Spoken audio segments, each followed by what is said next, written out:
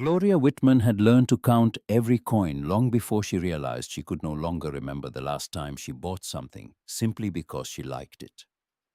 Her mornings began at 5:30 while Detroit still hung between sleep and waking, under the pale yellow wash of streetlights that nobody had bothered to replace with anything brighter. She boiled water in a dented aluminum kettle, poured it through an old metal filter chipped at one corner, and stood leaning against the sink with her coffee, watching steam crawl across the small kitchen window, until the glass became a mirror that showed nothing but fog and the faint ghost of her own face. The house had once been a place with a different kind of weight to it. Frank's work boots by the door, the Sunday smell of chicken turning gold in the oven, his low humming drifting from the bathroom while he shaved some old Motown tune he never got the words right to, but never stopped trying. 2 years since the cancer took him, and the boots were gone to Goodwill. The oven hadn't seen a whole chicken since the funeral, and the humming had been replaced by the specific silence of a house that remembers sound.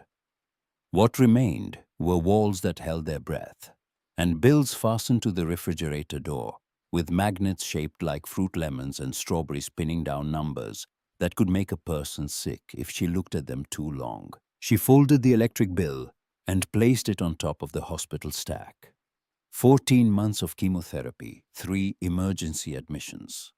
One ambulance ride on a Tuesday afternoon when Frank collapsed in the backyard trying to fix a sprinkler head he had no business fixing. The insurance covered what it decided to cover, which was never quite enough, and the rest settled onto Gloria's kitchen like sediment at the bottom of a river, heavy, ordinary, impossible to ignore, and going absolutely nowhere. Her shift at St. Jude Memorial's gift counter began at 7. She tied her hair back, buttoned her gray cardigan, locked the front door, and drove 6 miles through streets that smelled like wet asphalt and exhaust. The work was light but repetitive, in a way that made time move strangely, stretching some hours into days and collapsing others into minutes. Get well soon cards with flowers printed on recycled paper, bouquets made of silk and wire, stuffed bears wearing tiny hospital gowns that were meant to be charming but always struck her as faintly morbid. She smiled at customers, wrapped their purchases in tissue paper, handed them their change, and rarely spoke beyond what the transaction required. People came to that counter because someone they loved was hurting. They were not looking for conversation, and Gloria understood that the kindest thing she could do was to be efficient and invisible. That afternoon, walking up the cracked concrete path to her front door, with her purse over one shoulder and her feet aching inside shoes that needed replacing, she stopped at the mailbox. The thick envelope sat upright between a credit card advertisement and a water bill. It did not look like anything she usually received. The paper was stiff and white. Her name was printed in a clean serif font across the front, not scrawled by hand the way collection agencies address their letters, as if even the handwriting wanted to seem hurried and aggressive.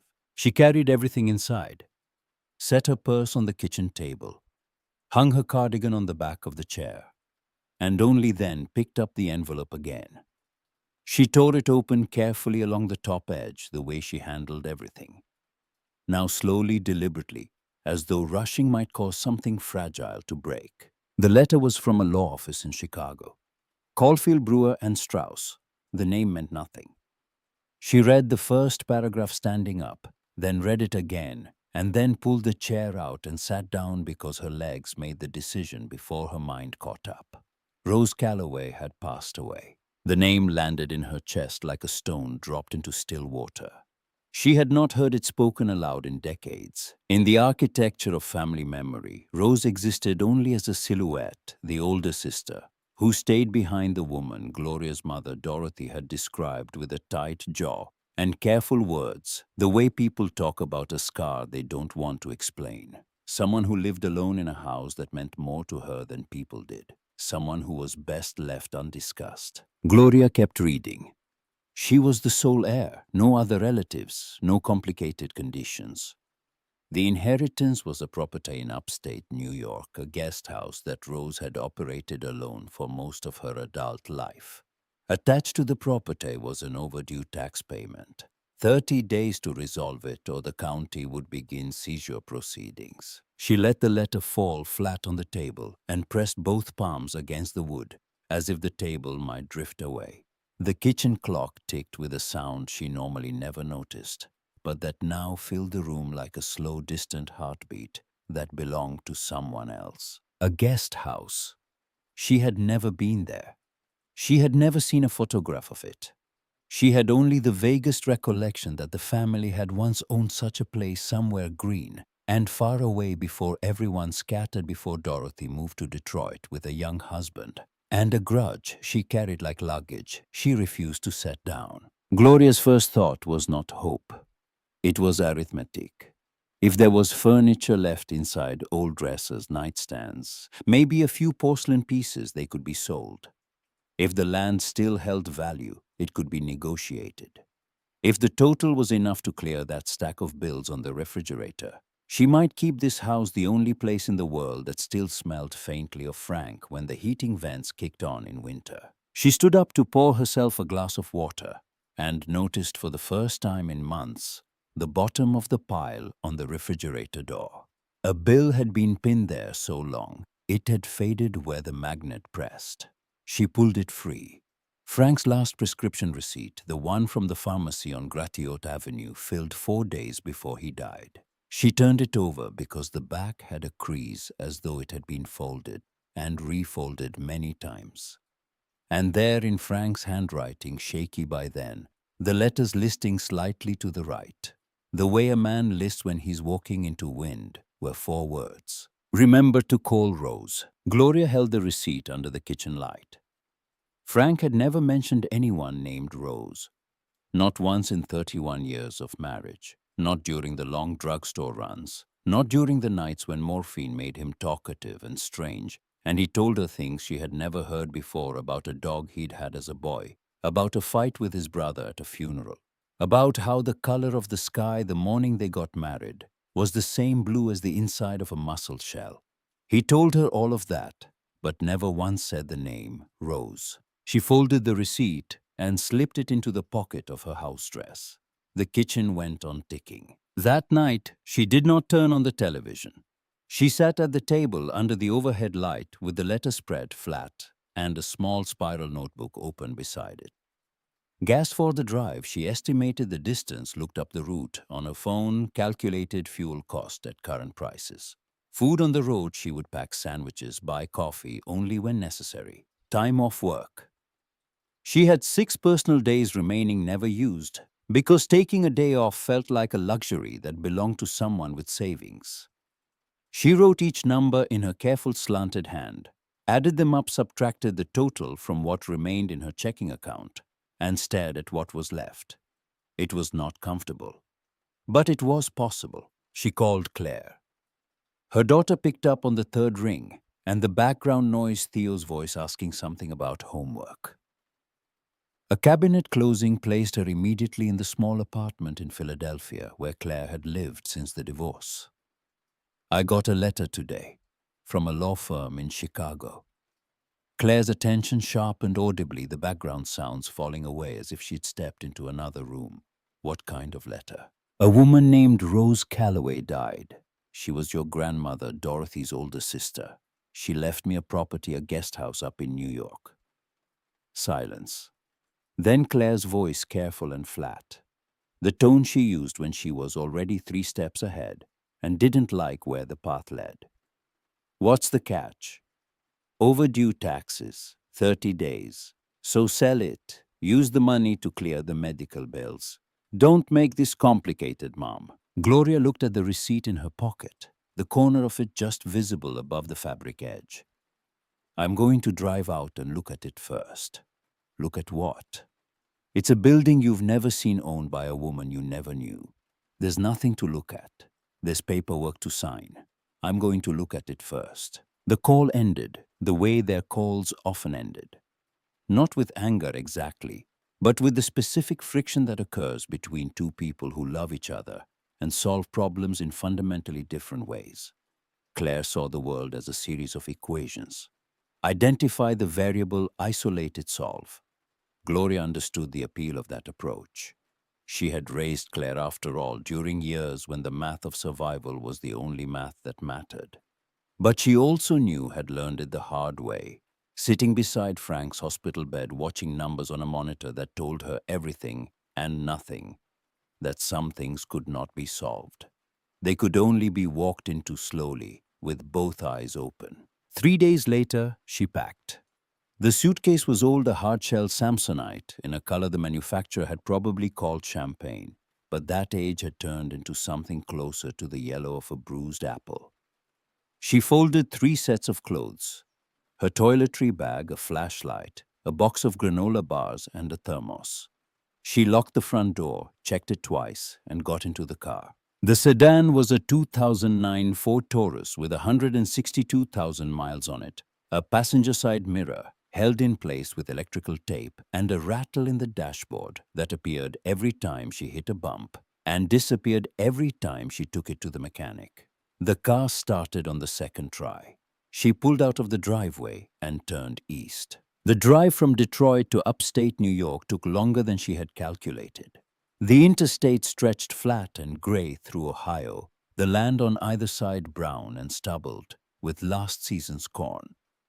She passed small towns whose names she forgot immediately, gas stations with hand-lettered signs advertising bait and ammo, rest stops where the bathroom smelled like industrial soap and the vending machines charged $2 for a bottle of water.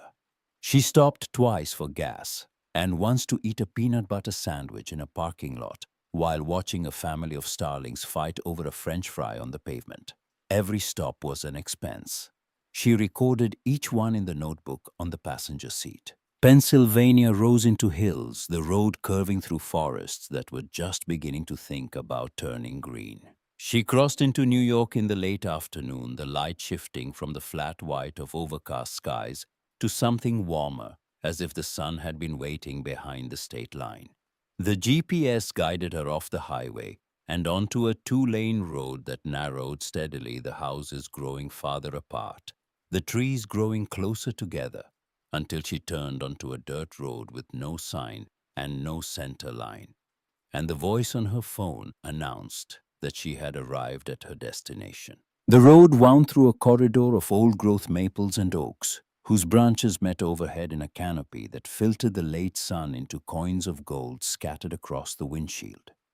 She drove slowly, the sedan rocking gently over ruts and soft spots, and then the trees opened and the house appeared after a bend in the road. It was larger than she had expected, but not in the way that overwhelms. It was large in the way that makes a person realize something had once been beautiful here, genuinely and carefully beautiful, and that the beauty had not vanished but only grown tired and sat down. The front porch ran the full width of the house, its wooden rail leaning slightly inward, as if the whole structure had taken a long, slow breath and not quite finished exhaling. The planks of the porch floor had darkened to the color of strong tea. The windows were shuttered. The curtains behind them faded to a uniform pale that might once have been blue or green or yellow. The front garden had surrendered to wild grass and dandelions, but the old stone path that led from the road to the porch steps was still visible, its edges sharp enough to suggest that someone had laid those stones with the expectation that they would be walked on for a very long time. Gloria turned off the engine and sat with her hands on the wheel. There was no sound except the ticking of the cooling engine and the wind moving through the treetops with a steady, unhurried whisper. She opened the door and stepped out. Her shoes crunched against the gravel. The air smelled of old wood-damp earth and something green and alive. The key had arrived with the envelope from the law office. It was old brass, heavy for its size, with a simple bow and a long shank that looked like it belonged to a door in a different century. She held it in her palm and looked at the front door, a solid panel of dark wood with a brass knob that had gone green with oxidation. And for a moment, she stood perfectly still, aware that she was about to step into a story she didn't know the beginning of. She inserted the key and turned it. The lock resisted, then gave with a dry click, and the door swung inward with a long, low creak that traveled through the floorboards and up through the soles of her shoes. The interior was darker than outside. She stood on the threshold, letting her eyes adjust, and the house assembled itself around her in stages. First the shapes, then the textures, then the details. She stepped in. The wooden floor announced each step with a soft groan, the sound of old joints flexing after years of stillness. The air was cool and carried the quality of a space that had been closed up not in haste but with intention, the way a person closes a book they intend to return to. A long table stood in the center of the living room, its surface dulled by dust but its wood still showing the warmth of something polished many times over many years. Wooden chairs were arranged around it, not pushed in carelessly, but placed each one square to the table edge, each one waiting. A few framed photographs hung on the walls, their glass clouded but their frames level as if the house itself had been holding them straight. Gloria moved to the nearest frame and wiped the dust away with her sleeve.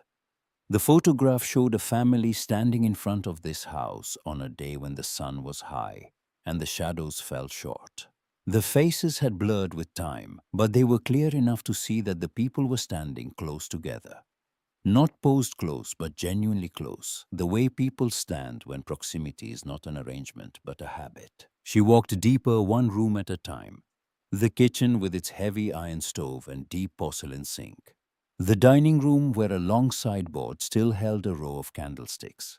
The staircase rising in a straight line to the second floor, its banister worn smooth by decades of hands. Everything was old, but nothing was disordered. The house had the quality of a place whose occupant had left very slowly and very deliberately, putting each thing in its proper position before closing the door. She returned to the living room as the light outside softened. She pulled her suitcase through the front door and set it against the wall. That first night, she wiped down the long sofa with a cloth from her bag, opened one window. The sash stuck, then slid up with a sound like a gasp, and spread her thin blanket over the cushions. She lay down and looked up at the ceiling, where the wood grain ran in long unbroken lines from one end of the room to the other. The wind touched the window.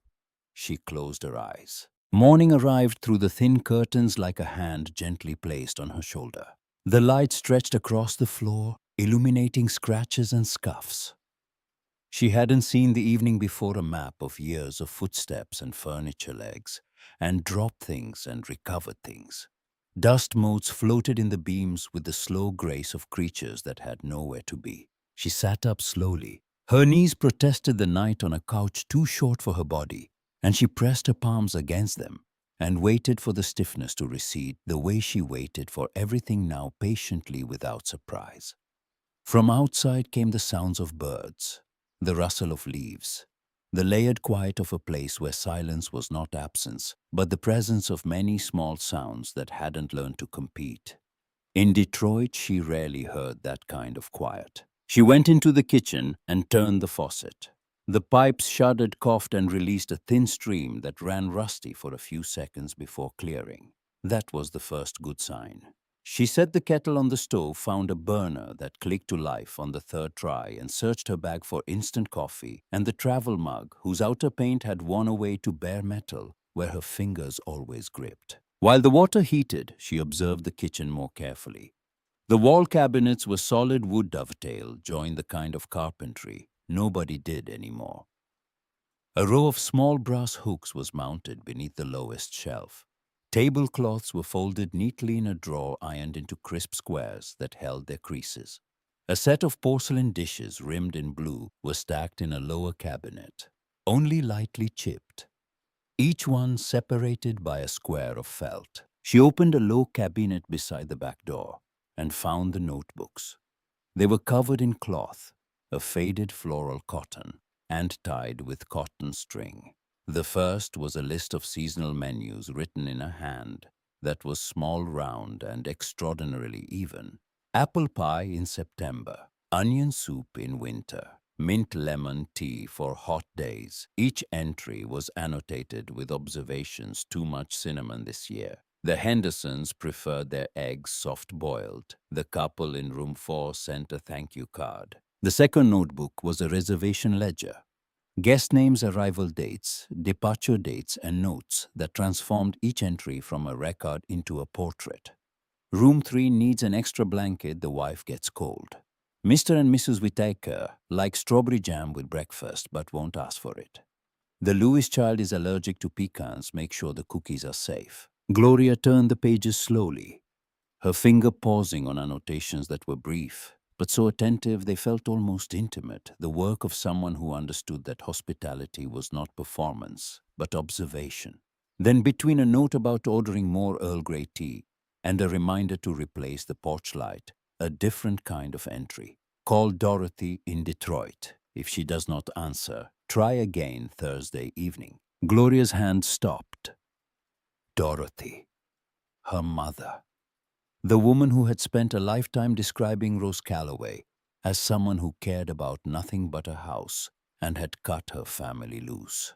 And here was Rose's handwriting in the same steady script used to record breakfast preferences, noting a phone call to her sister, like it was just another task in the ongoing work of keeping a household running. She turned more pages. The entries continued menu changes, supply orders, and threaded among them at irregular intervals lines that did not belong to the guest house at all. Send money for the furnace repair before winter. Do not sign the name. Gloria read that line twice. She thought of the winter she was 11 when the furnace broke in January, and the repair bill arrived already paid. Dorothy had said it was a church fund, or maybe a local program. She couldn't remember which explanation exactly, only that her mother had seemed uneasy in the way people are when telling a story they haven't fully rehearsed. She closed the notebook and held it against her chest. She stood in the kitchen of a house she had never seen before, thinking about furnace repairs and phone calls made on Thursday evenings, and the distance between the story a family tells about itself and the story that actually happened. Near noon, she began opening all the first-floor windows one by one. Each window was a small battle-swollen frames, corroded latches, sashes painted shut, and each one, when it finally gave, released a rush of air that smelled like grass and sunlight, and the faint mineral sharpness of damp earth. She found a broom cleaning rags and a tin bucket in the utility room behind the kitchen. Every small task made the house feel less like a stranger's possession and more like a place deciding whether to trust her. The sound of a vehicle reached her through the open windows. She walked to the door. A dark blue pickup truck was parked under the shade of the nearest tree. The woman who climbed out was in her late 30s, brown hair pulled into a high knot, wearing jeans and a loose-sleeved flannel shirt, carrying a tray covered with a checkered cloth. She spoke first, her voice pitched to carry across the yard without shouting. "You must be Gloria Whitman." Gloria stepped onto the porch and nodded. "I'm June Holloway. I live past the creek end of the road. Heard someone came to take over the guest house, so I brought blueberry muffins. They're better warm, but they'll keep." Gloria looked at the tray, then at the woman holding it. "Thank you. You didn't have to. People here still do this kind of thing." June smiled and held the tray out. "At least they used to." Gloria leaned aside to let her step onto the porch. June looked around. The way a person looks at a face they're trying to reconcile with a memory. Not Gloria's face, but the house's. "I used to come here all the time when I was little. My mother helped Miss Rose in the winters, cleaning rooms, changing linens, odd jobs when the pipes froze. I'd sit on the stair steps, eating cookies and listening to the guests talk. Better than television. You knew her." June tilted her head, choosing her words. "In the way a child knows an adult who lives alone." She wasn't friendly, not the way people use that word. But she was never unkind to me. She lent me books, real ones. Once she mended my coat after I tore it on the fence wire, and she never mentioned it to my mother. Just handed it back the next week with the tear gone. In my family, nobody told it that way. June's eyes acknowledged the gap. Not everyone here liked her either. Miss Rose didn't talk much, kept to herself. But she remembered everything. People's birthdays, what they liked to eat, who needed help but was too proud to ask. June glanced past Gloria into the house. "Have you seen the breakfast room in the back yet?" "No, the door sticks. You have to lift the handle a little before you push. It's been that way since I was 8 years old." After June left, Gloria followed the narrow hallway behind the kitchen. She found the white painted door, its lower edge scabbed with peeling paint. She lifted the handle and pushed. The door swung inward onto a room that stopped her in the doorway. It was narrow and filled with garden-filtered light, soft green alive. 3 window frames looked out over the back of the property where untended rose bushes had gone wild but not dead, their canes arching over a narrow brick path that disappeared behind a line of low trees. Inside, a round table covered with a lace cloth yellowed at the folds. 4 wicker chairs and a small glass-fronted cabinet holding empty jam jars arranged by size. On the windowsill, a tin box with a floral pattern faded to watercolor softness. Gloria opened it. Polaroid photographs, faces she didn't recognize. A few Christmas cards. Slips of paper covered in the same round handwriting. One read, "Remember to call Detroit on Thursday." Another, "Send money for the fall semester. Do not put a name." The handwriting was identical to the kitchen notebooks, the same person. The same habit of embedding private urgencies between mundane tasks, as though both belonged to the same list. Fall semester. Money sent without a name. She did not yet know which semester or whose education, but the deliberateness of anonymity tugged at something she couldn't see clearly, the way a thread sticking out from a hem signals a seam coming undone. She sat in one of the wicker chairs and looked through the dusty window at the garden. The brick path led somewhere hidden behind the trees. Her phone vibrated. Claire's name on the screen. "You're really there." Her daughter's voice arrived without greeting, shaped not as a question, but as a verdict. "Yes. How long are you planning to stay?" "I don't know yet. The lawyer called me this morning. She said the house owes back taxes and a decision has to be made fast. Don't drag this out. If someone wants to buy it, sell it." Gloria looked at the slips of paper on the table. "I only got here yesterday. That's exactly why you shouldn't get attached. It's just an old house, Mom. I'll call you back later. Don't turn something simple into something complicated." The call ended. Gloria set the phone face down on the lace cloth. She gathered the slips of paper, placed them back in the tin box, and closed the lid until it clicked. Then she stood and walked out the back door onto the brick path. The bricks had sunk and tilted, pushed apart by grass roots and the slow, patient pressure of soil. Wild daisies grew over the edges. The path led between the rose bushes and through a gap in the low trees to a small greenhouse. Its frame was white-painted iron, almost entirely peeled. Several glass panes had cracked and been patched with clear plastic that had yellowed. The door was half-closed, hinges red with rust. She pushed it open. Inside, wooden shelves for pots, a small work table, an iron chair with a curved back. On the table sat a tin watering can, seed packets so old their paper had gone soft as cloth, and a thin notebook wrapped in brown leather. Gloria picked it up, brushed the dust from the cover, and opened the first page. Another list of guest house tasks, but between the practical note sentences of a completely different nature. Change the linens in room 2. Buy more Earl Grey. Send pastries to the Holloway house when the little girl recovers from her fever. Call Dorothy in Detroit. If she does not answer, try again Thursday night. She turned the pages and her hand stopped moving. That blue coat of little Claire's probably doesn't fit anymore. Ask June if there's still someone in town who does knitting. Rose had known the name of Gloria's daughter, had tracked the child's growth from a distance, noting coat sizes the way the reservation ledger, noted breakfast preferences as a detail worth remembering, because the person it belonged to mattered. More pages, many lines crossed out, many not. Send money to repair the furnace before winter. Do not sign the name. Do not call if she is still angry. Wait until next month. Gloria closed the notebook and carried it out of the greenhouse into the afternoon light that lay across the knee-high grass. She went back into the house and stood in the kitchen holding the leather notebook and the cloth-covered notebooks and the tin box of slips, surrounded by the evidence of a woman who had spent decades performing 2 kinds of care simultaneously, one for strangers who paid to sleep under her roof, and one for a family that did not know it was being cared for at all. Her phone vibrated. A text from Claire. Have you met Warren Hale yet? He contacted me this morning. If the price is decent, sign it.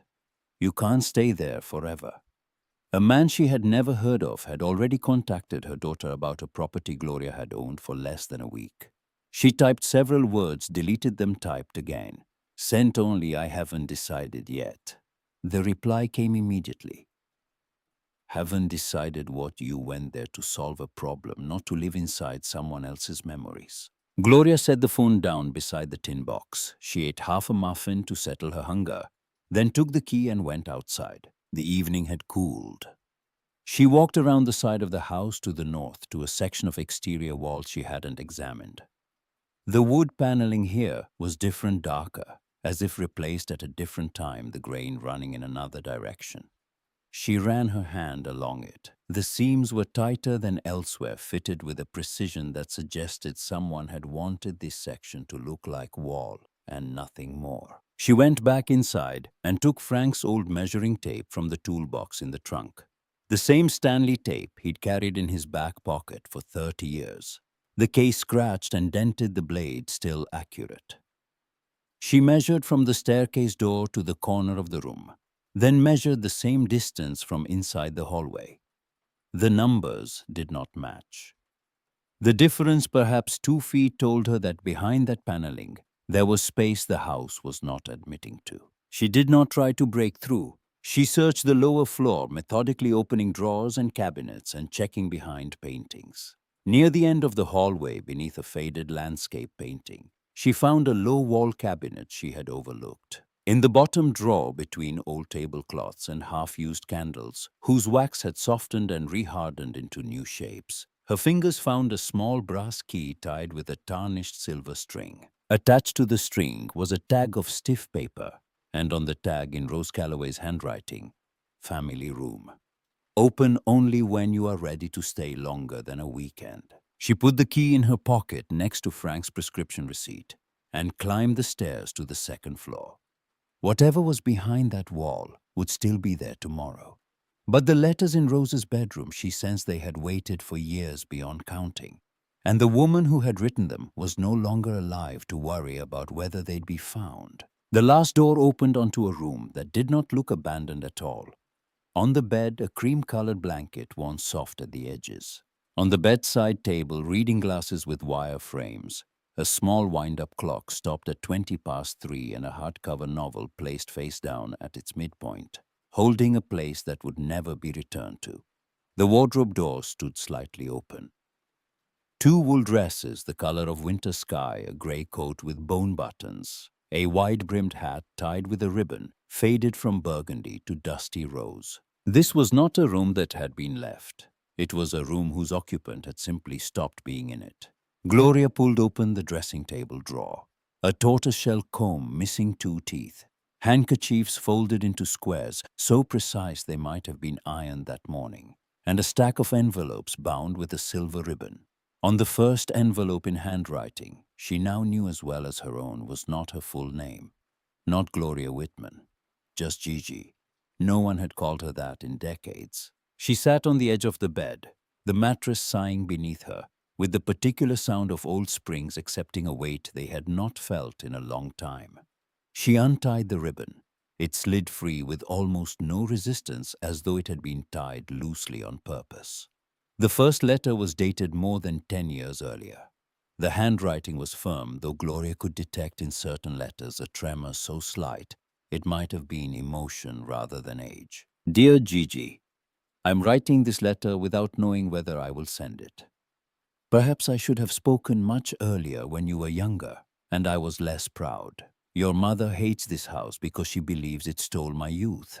Perhaps she also hates me because I did not leave with her when I still could have. But there are places that hold a person not out of duty, but because they are the only place where that person knows she once belonged. There were no grand declarations, no elaborate defenses. Only a voice less guarded than Gloria had been, led to expect almost clumsy in places where it approached family stumbling over sentiment, the way a person stumbles over furniture in a dark room they know by heart but haven't entered in years. At the end, I still hear news of you through the foolish roundabout ways our family has always used instead of sitting down and speaking plainly. I know you work at the hospital. I know you married a man a few years younger than you. I know your daughter liked to draw when she was little. I know these things and still could not walk through the door of my own making. That is my fault. Gloria noticed the phrasing work at the hospital and understood that Rose had heard the fact through family gossip distorted by distance. Gift counter nurse hospital worker. The details blurred as they traveled from mouth to mouth the way a message changes in a children's game of telephone. Rose had known the shape of Gloria's life without ever seeing it clearly. And that imprecision made the caring feel more real, not less the effort of someone reaching through fog. She placed the letter on her lap and looked toward the window. The last light clung to the edge of the glass. She picked up the second letter, then the third. Some were short, barely half a page, as if Rose had sat down with something to say and then lost the nerve. Some had been started and abandoned mid-sentence. Some contained only questions that pretend to be casual, but carry the full weight of years. Does your back still ache when the weather turns cold? Does Claire still like apple pie? Gloria gathered the letters and retied the ribbon, but did not return them to the drawer. She slipped them into her coat pocket, where they settled against the prescription receipt, and for a moment, the two documents lay together in the dark of the fabric. Two people reaching toward her from different kinds of absence, neither having managed to say what they meant while alive. She went downstairs and searched through the remaining envelopes in the dressing table drawer. One was addressed to no one. No date, no name. She opened it and found a single sentence written in the center of the page, surrounded by white space, as if the words needed room to breathe. If Gigi finds the key, then the girl has gone farther than anything I imagined. Gloria folded the paper and put it with the others. Then she went to the north hallway, stood in front of the panel, and found the lock hidden beneath a raised molding so small and precisely fitted that it would have been invisible to anyone not looking for it, or anyone who had not been led to it step by a woman who had spent her life hiding care inside ordinary things. She inserted the key and turned it. A dry click sounded inside the wall, not loud but definitive. She placed her hand on the panel and pushed. It shifted to the left, resisted, stopped. She braced her shoulder against it and pushed harder.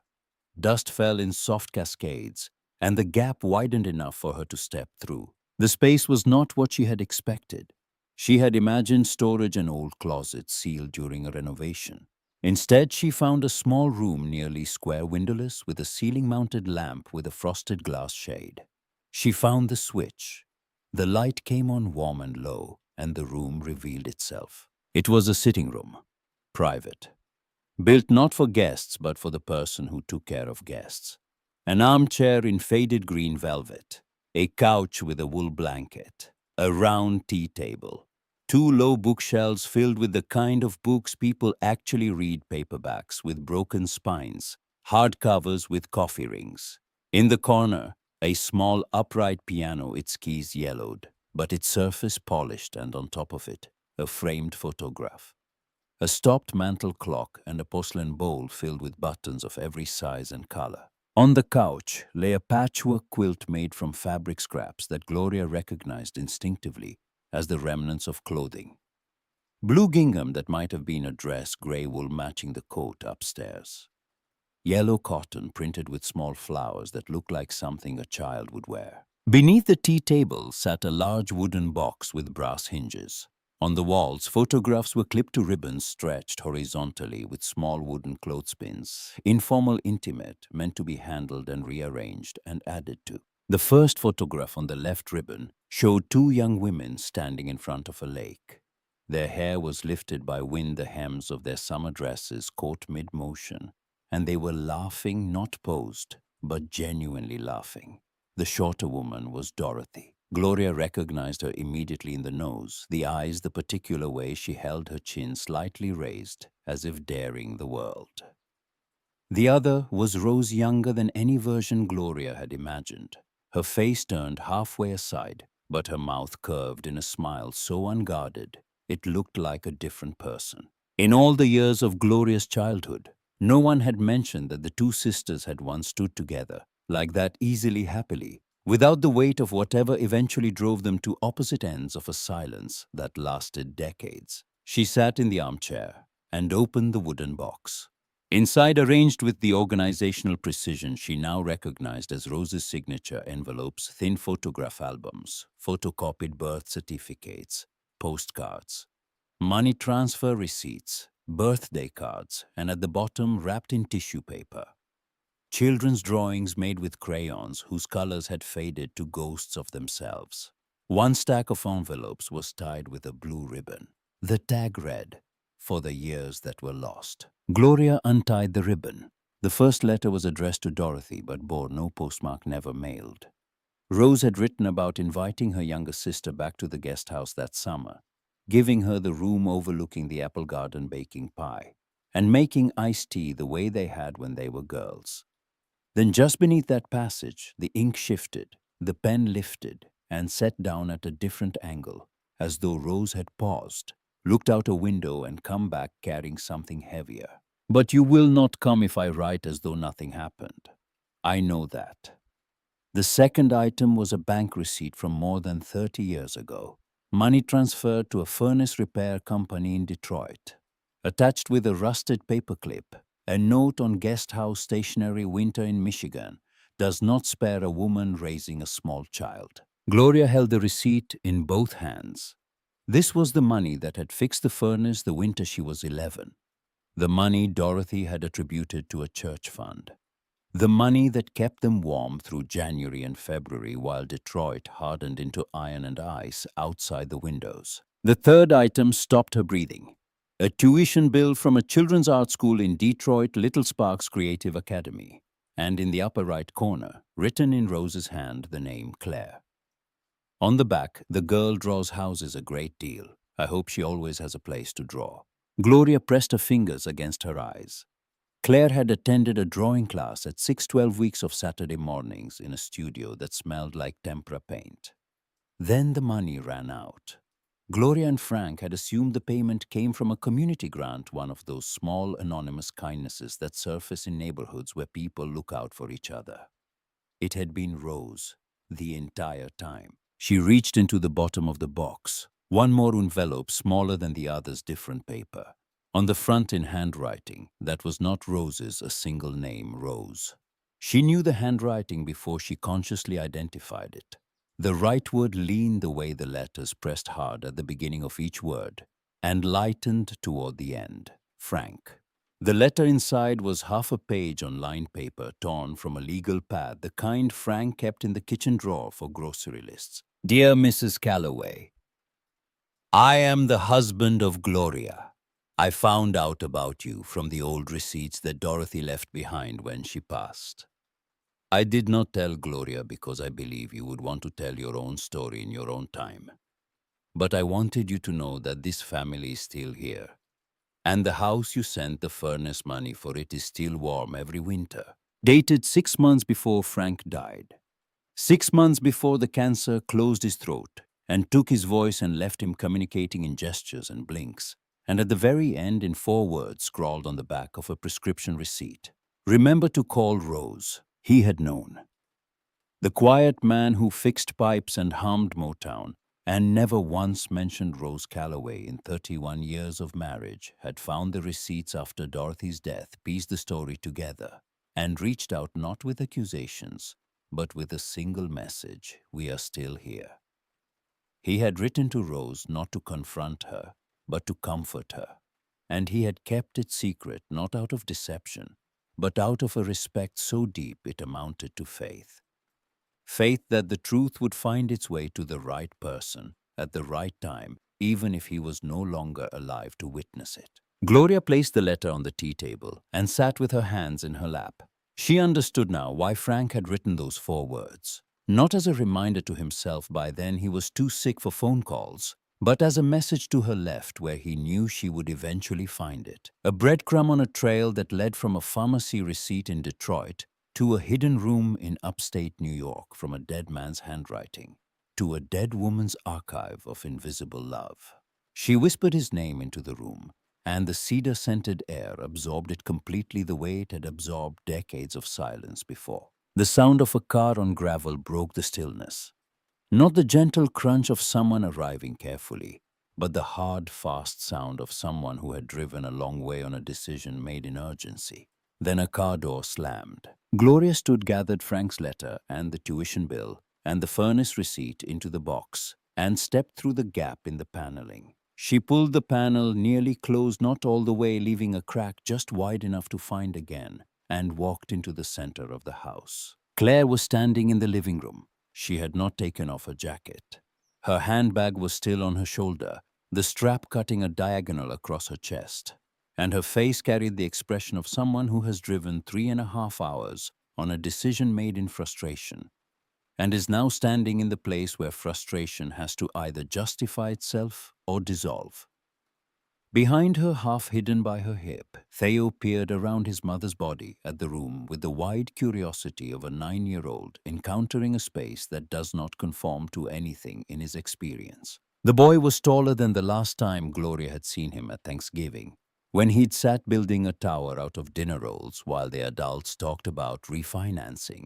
His dark hair fell across his forehead, and he held a comic book rolled into a tube. "You didn't say you were coming. I wasn't sure I should. But you texted, 'I haven't decided yet,' and then went dark. I had to come see what was happening." Theo edged closer to his grandmother. His voice was quieter than Claire's, pitched at the frequency of someone who understood their adults were having a conversation with sharp edges. "Grandma, this house is really big." Gloria rested her hand on the boy's shoulder. "Are you tired from the drive?" "No. Mum got me French fries at the rest stop." Claire set her bag on the chair with a thud louder than necessary. "Mom, don't change the subject. I'm not changing it. You just arrived." "Exactly. And you're staying in a rotting house that belonged to someone who almost never cared about this family, while there's a purchase offer sitting right in front of you." Gloria looked at her daughter, at the tension in her shoulders, the circles under her eyes that spoke of single parenthood, and the kind of exhaustion that calcifies into impatience. She recognized all of it because she had lived all of it. "You don't know the whole story. Then tell me." Gloria did not answer with words. She walked to the end of the hallway, placed her hand on the panel, and pushed it open. The warm light from inside spilled into the corridor. Claire looked at the opening, then at her mother. "There's a room you need to see before you tell me to sign anything."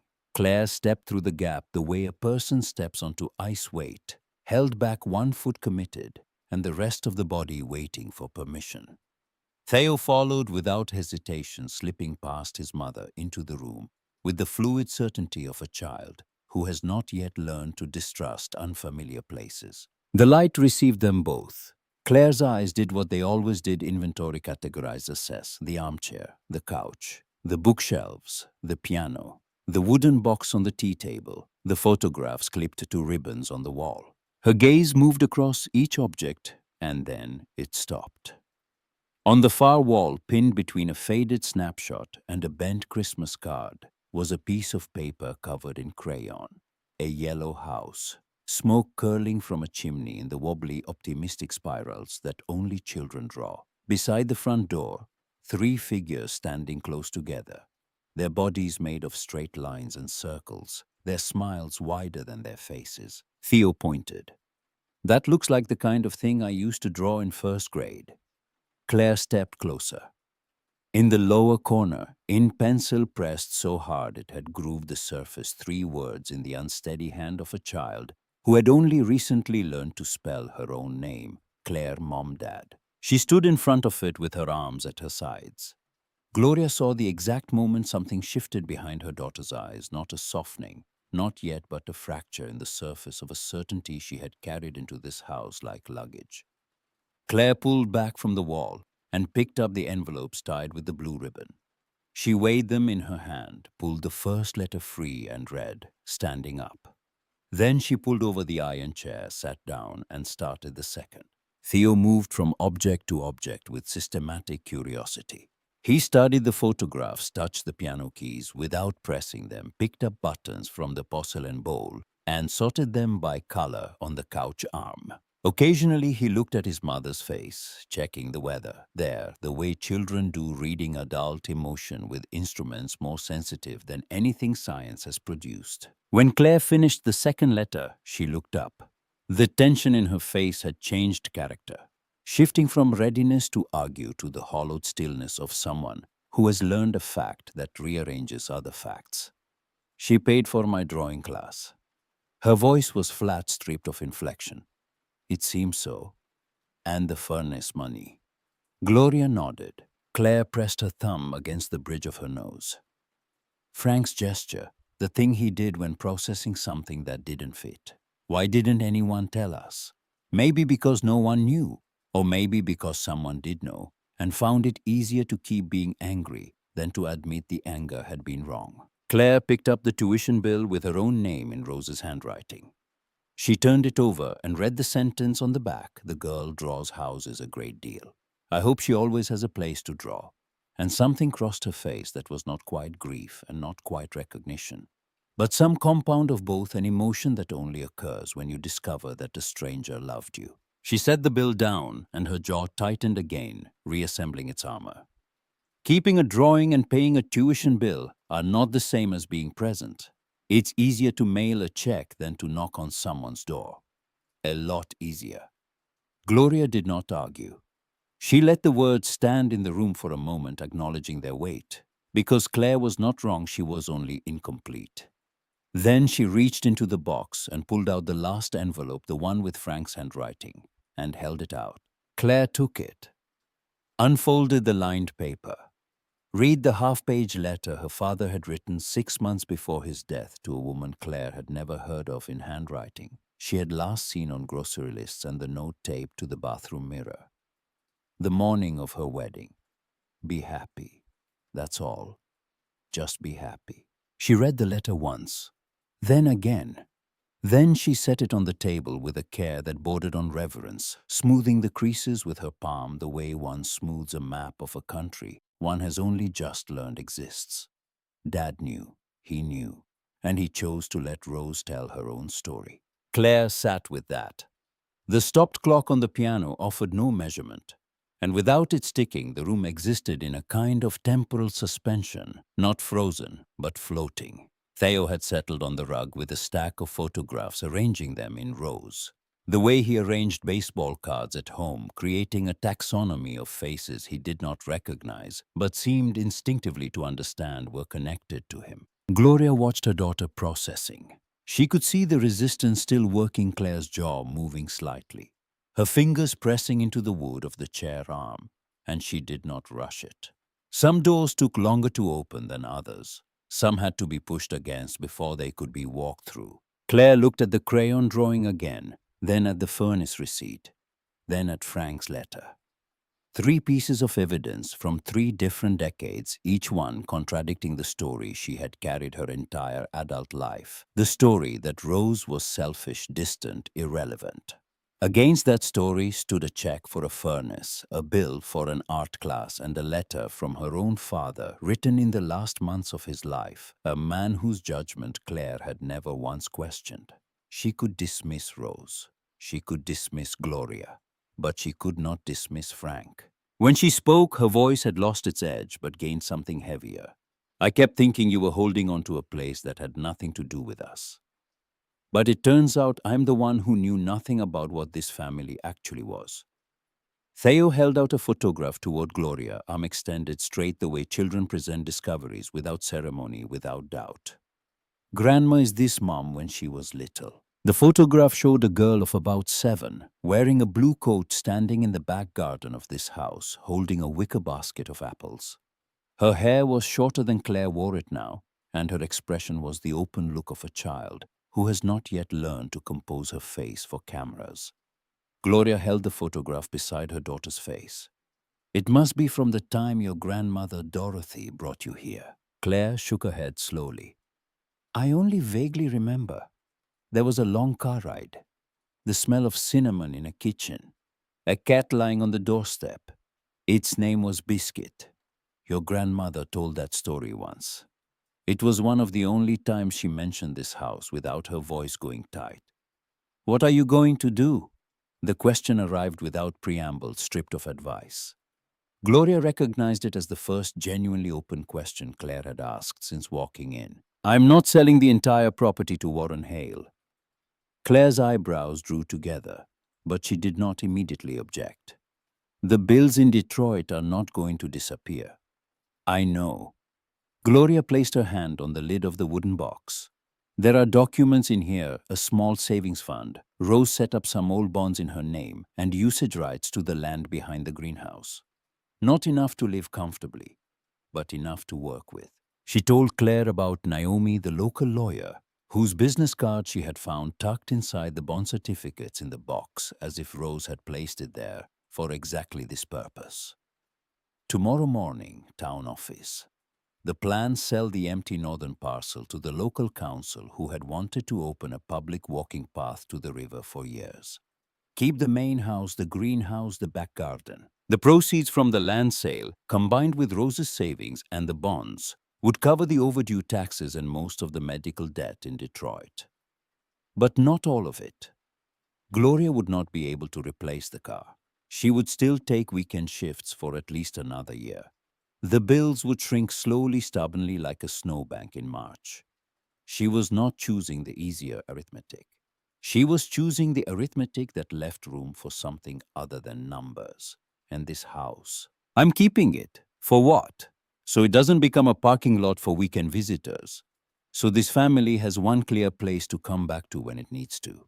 And so I don't have to pretend one more time that what was lost should stay lost." Gloria heard in her own voice an echo of something Frank had said once, standing in the kitchen doorway, with a dish towel over his shoulder and steam rising from the sink behind him. "A house doesn't need to be big.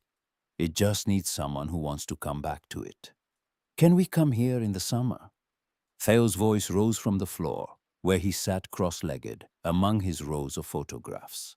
Claire looked at her son, then at the photograph of herself at 7. The blue coat, the basket of apples, the garden that still existed beyond these walls, overgrown but alive. She looked at Frank's letter on the table. Her jaw worked once, twice. Then the tension in her shoulders released, not all at once, but in stages, the way a fist unclenches finger by finger. "I'm not promising anything right now." Her voice was slower, the words chosen one at a time. "But maybe." Gloria accepted the word without pressing. Maybe was enough. Maybe was the most honest word Claire could have offered, the word of a woman willing to leave a door open, but not yet ready to walk through it. Who understood perhaps for the first time that walking through doors was something this family had always found difficult, and that the difficulty was not a flaw but a sign that the doors mattered. The next morning, Gloria drove to the town office and sat across a desk from Naomi, a woman in her 50s with reading glasses on a chain and a handshake that meant business. The paperwork for the northern parcel took 2 hours. The council had been interested in that land for a decade, and the price they offered was fair, not generous, but honest, which was better. Gloria signed where Naomi pointed, initialed, where Naomi circled, and left the office with a folder of copies and a timeline for the tax payment that no longer felt like a countdown. Back at the house, she called Warren Hale. She put the phone on the table between the muffin plates and the open letters, and Claire and Theo listened from the kitchen. "Mrs. Whitman." His voice came through with the polished clarity of a man who had practiced making his voice sound like a handshake. "I wanted to ask whether you'd had a chance to look at the offer." "Yes." "Good. If you're agreeable, I can bring the updated contract by this afternoon." "That won't be necessary." A pause brief, the length of a single heartbeat.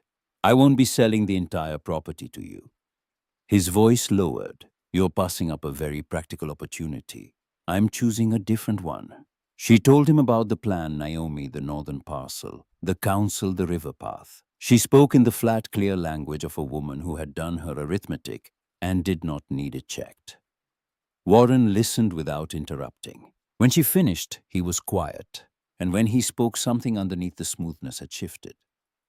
"I understand. If you change your mind, you have my number." Gloria thought of what June had told her, that Warren had grown up nearby, that his father had once leased land from the property, that he had known this house as a boy. before he learned to see it as an investment. And she thought of something else June had mentioned in passing, almost as an afterthought, that Rose had called Warren once near the end and asked him whether he would keep the house. He had said yes, and Rose had told him he was not the right person. Mr. Hale, I heard that Rose called you before she died. She asked if you would keep this house, and you said yes. She told you that you weren't the right person. The silence on the other end lasted longer this time. When Warren spoke again, the polish was gone, set aside voluntarily, the way a man removes a hat when he enters a room where something true is happening. She was a difficult woman to understand, but she was usually correct. A breath. Then quieter, I understand too. The call ended. Gloria turned off the phone and set it on the table. Claire looked at her from across the kitchen, and something passed between them that did not require words. An acknowledgement that the decision was made and that it was right, and that rightness in this case did not mean ease. It meant choosing the harder arithmetic, because the numbers that mattered most were not the ones that appeared on invoices. That afternoon, Gloria changed into the oldest clothes she had packed. She found a claw hammer in the utility room, a box of galvanized nails and a pry bar with a rubber grip that had cracked but still held. She climbed the porch steps and knelt beside the section of railing that leaned the worst 3 spindles loose. The top rail split where water had worked its way into the grain and thawed, and frozen again over more winters than she could count. She pulled the first rotted spindle free. The wood came apart in her hands, soft and fibrous, and she set the pieces aside and measured the gap with Frank's tape. The good lumber from the utility room closet left over boards Rose had stored, wrapped in plastic as if she'd known someone would need them, was close enough in width. Gloria marked the cut with a pencil, braced the board against the porch step, and sawed by hand, the blade singing through clean pine. Claire appeared in the doorway, holding her phone against her shoulder mid-conversation. She watched her mother work for a moment, then covered the receiver. I'm on hold with a plumber in town. June gave me the number. He can come look at the kitchen pipes Thursday. Gloria nodded without looking up, fitting the new spindle into the gap, testing the alignment with her palm. Theo came around the corner of the house, carrying a rusted paint can he'd found in the greenhouse. Its lid pried open to reveal a half-inch of dried white paint at the bottom. Grandma, is there more paint somewhere? I want to start on the window boxes. Gloria sat back on her heels and looked at the boy, paint on his fingers, already sawdust on his knees, from kneeling beside her on the porch, his dark hair pushed back from his forehead with a dirty hand. Check the shelf in the utility room. There might be a can that's still good. If not, we'll get some tomorrow. Theo disappeared around the corner. Claire finished her call and stepped onto the porch, surveying the railing. You know this is going to take months. I know. You can't do it alone. I know that too. Claire knelt beside her mother and picked up the pry bar. She tested the next spindle it held barely and moved to the one after that, which came free with a groan of old nails releasing their grip. She set it aside and reached for the measuring tape. They worked without speaking for a while, the only sounds the tap of the hammer, the rasp of the saw. And from somewhere behind the house, Theo's voice calling out that he'd found a can of blue paint was blue. Okay. Could he start now? Gloria called back that blue was fine, and she heard the clatter of a brush being pulled from a jar, and then the particular quiet of a child concentrating on a task that feels important. The afternoon light came through the porch rails in long stripes that moved across the floorboards as the sun traveled west. Gloria straightened up and stretched her back and looked out at the property. The front garden with its wild grass, the stone path, the trees that framed the road. The mailbox at the end of the drive where a thick envelope had never arrived because Rose had never sent one. Behind the house, she could hear Theo talking to himself as he painted, narrating his progress the way children do when they believe the work matters and no one is judging. Claire was on her knees beside the railing, her sleeves pushed up, her hair falling out of its clip, her phone abandoned on the step beside her. Gloria picked up another board and marked the cut. The saw bit into the pine, and the sound traveled through her arms and into her shoulders. And she thought about Frank, about his hands that were always working, always fixing, always making something hold together that wanted to come apart. She thought about Rose alone in this house for decades, mending coats without being asked, sending money without signing her name, writing letters she never mailed to a family that never knew she was watching. She thought about Dorothy, who had carried her anger all the way to the grave and never once looked back to see what she had left behind. And she thought about the room behind the wall, the armchair, the quilt made of dresses, the photographs clipped to ribbons, the bowl of buttons, the letters tied with blue ribbon addressed to years that were lost. The room Rose had built not to hide something, but to preserve it, to keep the evidence of love safe from the family's talent for forgetting. The new spindle fit snugly into the gap. Gloria hammered the nail in 3 clean strokes, tap, tap, drive, and the wood held. She ran her hand along the top rail and felt the difference between the old grain and the new, the dark and the light, the years that had weathered and the years that were just beginning. From the back of the house came Theo's voice, high and clear in the cooling air. "Grandma, come see. I did the first box. It's blue." Gloria set down the hammer. She stood on the porch of a house that was hers now. Hers to keep, hers to repair, hers to fill with the sounds of hammering and painting, and a boy's voice calling from the garden. Behind her, Claire was measuring the next gap in the railing with the competent focus of a woman who solves problems for a living, and who had finally found a problem worth solving that could not be reduced to numbers on a spreadsheet. The sun was dropping toward the tree line. The shadows of the branches stretched across the grass. Somewhere inside the house, behind a panel of wood that looked like wall and nothing more, a room waited with its pale light and its photographs and its letters and its quilt, made from the clothes of a woman who had understood something that most people spend their whole lives failing to learn, that love does not require an audience, and that the deepest acts of care are often the ones performed in secret, without signature, without expectation of return, offered into the silence between 2 people who cannot find the words and so find other ways. Gloria walked down the porch steps and around the house to where Theo knelt beside a window box painted an uneven, joyful blue, his brush still wet, his face turned up toward her, with the uncomplicated pride of someone who has just made something better than it was. She knelt beside him and looked at the blue. It was the color of a coat in a photograph, the color of a ribbon around a stack of letters, the color of a winter sky seen through a window that someone had paid to keep warm. It was a good color. It was the right color. And the house, Rose's house, Dorothy's house, Frank's house, Gloria's house, Claire's house, Theo's house, stood around them in the late light. Its porch half mended, its windows half open, its story half told, waiting for the rest.